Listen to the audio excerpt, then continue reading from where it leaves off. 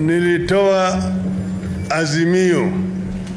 azimio la umoja, the declaration of unity of the people of Kenya. And I want to begin today by stating that we come here with a message of unity, reconciliation, tolerance, and hope. We said in Nakuru on Tuesday, and we will say it again here. We must cleanse our country of the spirit of anger and bitterness, the spirit of revenge and entitlement.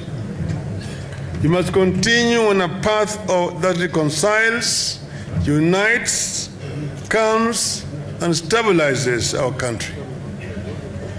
We must embrace forgiveness and not vindictiveness. We must make compromises and form coalitions and alliances for the sake of the nation. That effort cannot work at the national level when it does not exist in the regions that make up our nation. And so we are here to make a start at home with the assurance that we intend to carry this to the national stage. Our desire to unite our people and the country, the Azimio la Muungano, is a noble and worthy cause. It deserves our support. Nyanza has done very well on the matter of unity, and I want to recognize and thank our people and our leaders for the family spirit that prevails here. The region is cosmopolitan. Different communities have lived peacefully in this region since time immemorial.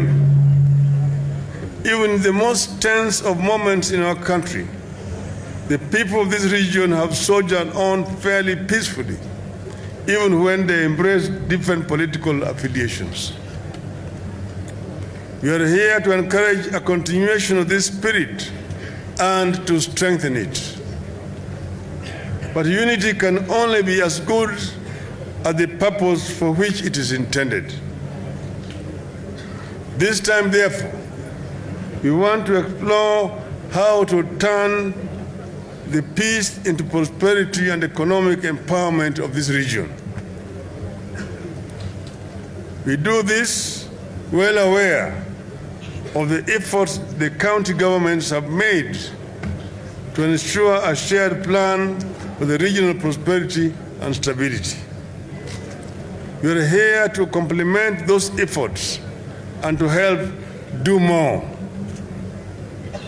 This region, like other parts of the country, is feeling the pain of COVID-19. People lost loved ones, incomes, and jobs. It is our wish that we use these losses and the pain as eye-openers on what we must do here and in other parts of Kenya to build resilient and sustainable livelihoods. Nyanza, as a region, is endowed with diverse resources. We have cash crops like tea, coffee, tobacco, and sugarcane. Minerals like gold, copper, and soapstones. Livestock, fish, and an array of food crops.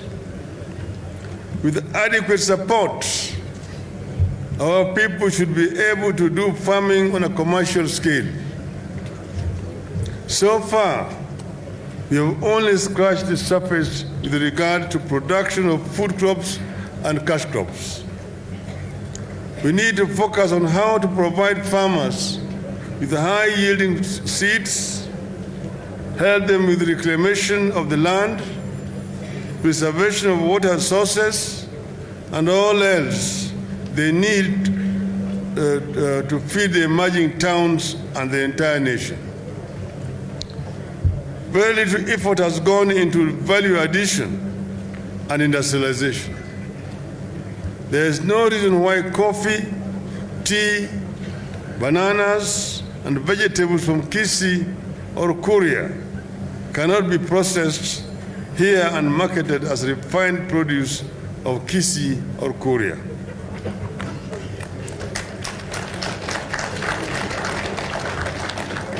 With a better and unified approach to development, we could drastically turn this region around by developing the homegrown industries like soapstone that have accorded livelihoods to our people, but at very subsistence level. The dream of investment in skills and rural transformation for local industrialization could easily begin here. We can do more to sufficiently organize the informal food markets where food is bought and sold. Mothers don't need to make do with the congested spaces as they do today. We need innovative ways to address tribulations of rural women and the girl child, including access to credit, healthcare, and education, which are among the many challenges they face. Empowering women is key to the well-being of individuals, families, and overall economic productivity. We can do more to help the farmers transport food from where surplus is to where it is in short supply. Sugarcane farming, which has long been the lifeline of this region, has to be addressed comprehensively and changed radically. As it is today, sugarcane farming impoverishes instead of empowering the farmers.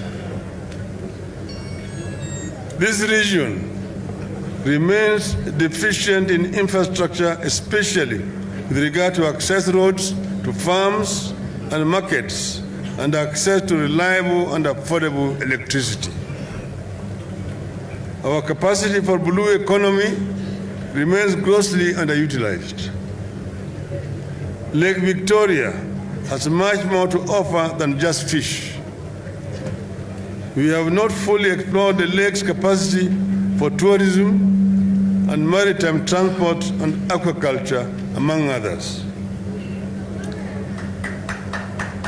Even if we limit ourselves to just fishing, our fishermen are still frustrated by insecurity and lack of modern fishing methods and equipment. As a region, we need to explore innovative ways to support the creation and the growth of small and medium enterprises, particularly youth-owned businesses.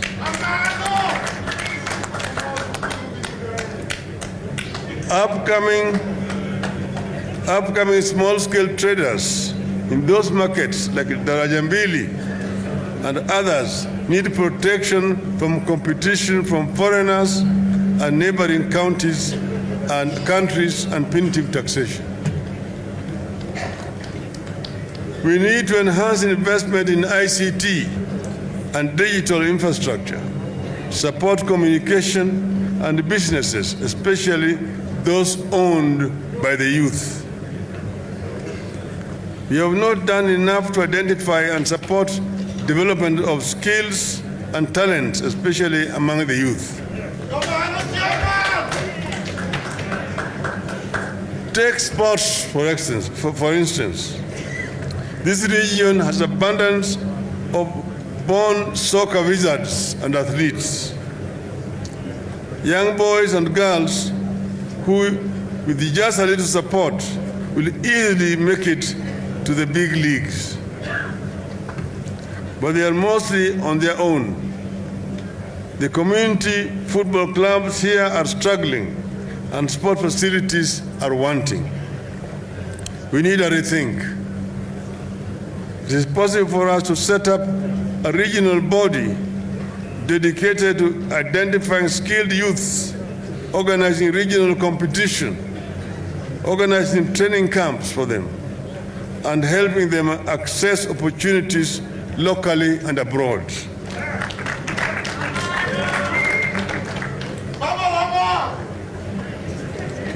Awinji.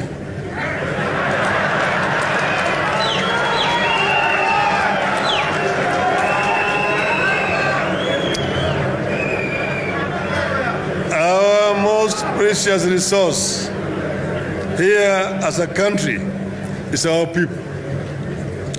The healthier the people, the stronger we are, and better our ability to grow from our own efforts.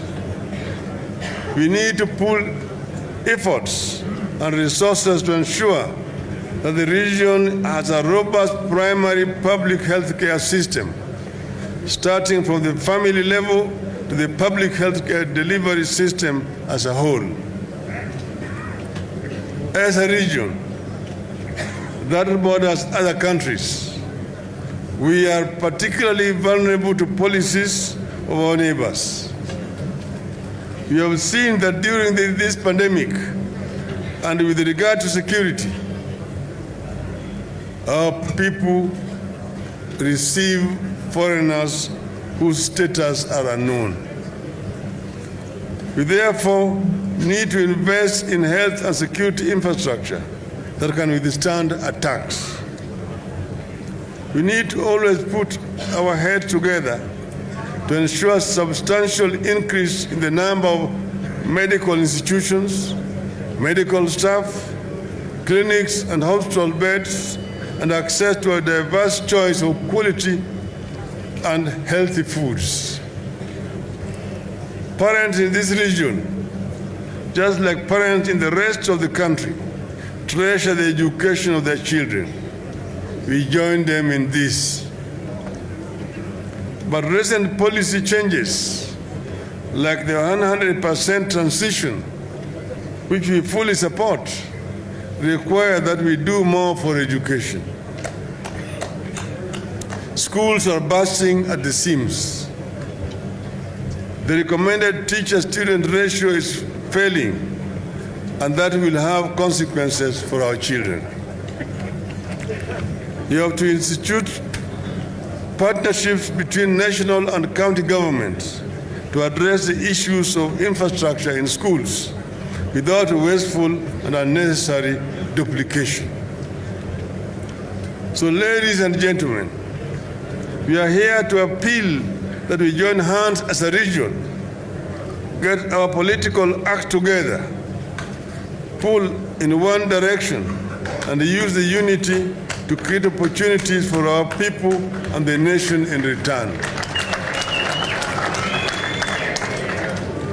If we are able to pull together as a region, identify our priorities together, back it up with political goodwill and unity, nothing will stop us from addressing the development needs of our people.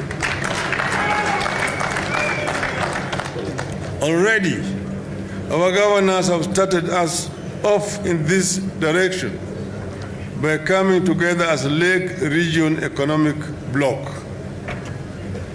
That declaration needs to be cascaded to our villages and homes. It must be strengthened through concrete actions that uplift the lives of our people. With unity, we can achieve it. Let us join hands and work together as a region and as a country. I thank you.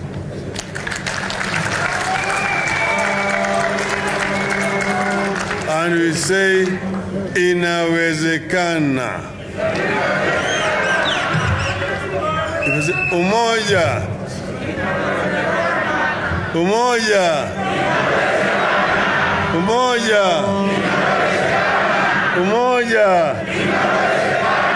Umoja. Asanteni sana. Thank you very much.